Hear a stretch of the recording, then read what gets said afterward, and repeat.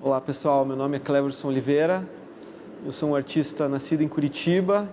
em 1972 e desenvolvo uma pesquisa que fala um pouco sobre a imagem em suportes diferentes, como o desenho, a fotografia, a instalação,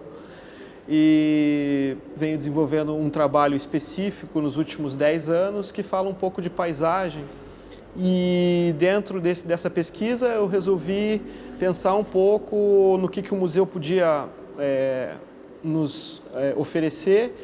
e me deparei com uma obra, com uma pequena pintura do Guignard, que é uma paisagem, e dentro dessa paisagem existia uma possibilidade de explorar algumas situações que eu exploro no meu trabalho, né? E tive uma afinidade com o trabalho dele por uma questão da paisagem e também por uma postura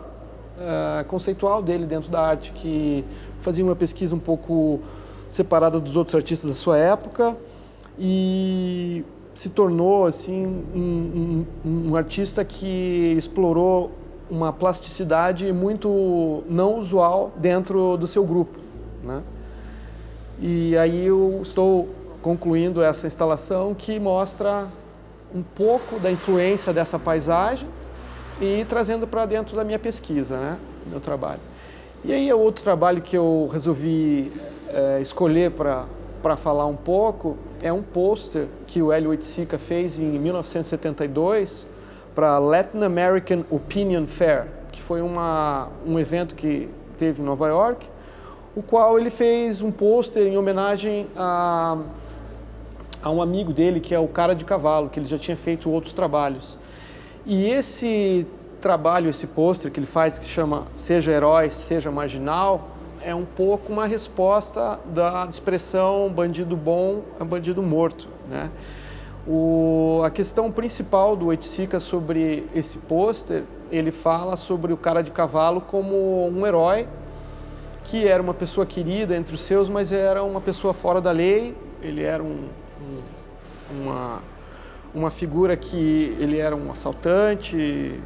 entre outras coisas, e ele se envolveu no assassinato do líder da Escuderie Lecoq, que era o Esquadrão da Morte do Rio de Janeiro, né?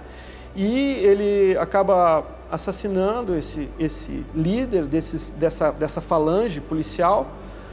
e foi assassinado por eles também, por pedido de um bicheiro da época, porque falava que o Cara de Cavalo e a sua turma estavam extorquindo muito dinheiro do jogo do bicho do Rio de Janeiro. Então a questão principal do Oiticica é a questão de uma transgressão dentro do crime organizado que já existia no Rio de Janeiro, né? E essa história cria assim uma certa fantasia maior sobre toda a mítica do Hélio, e mais que fantasia, a relação dele com as pessoas da favela, das pessoas que viviam no morro, e toda essa relação que ele estabeleceu muito depois que ele veio de Nova York, né?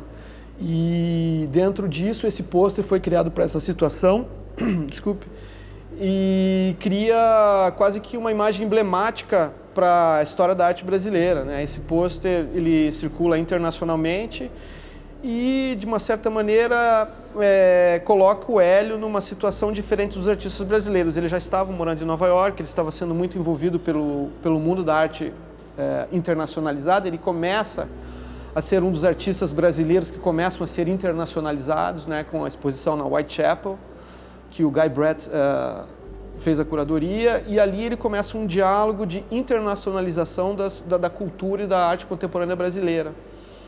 E isso tudo acontece nos anos 70, que é a época que eu nasci,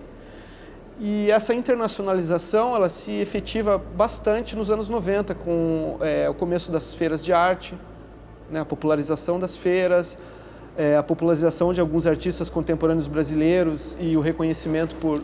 museus internacionais e coleções, e as galerias brasileiras que, pela impulsão desses artistas, começam a ter um certo protagonismo nas feiras, nas questões das exposições internacionais. E é o momento que eu estava chegando em Nova York e eu tive a oportunidade e o prazer de encontrar tudo isso, conhecer alguns artistas que faziam parte daquela cena. E eu achei que essa questão toda do Hélio que prenuncia isso é uma coisa que me atrai muito, que me chama muita atenção. Então eu escolhi trazer esse trabalho para falar um pouco dele.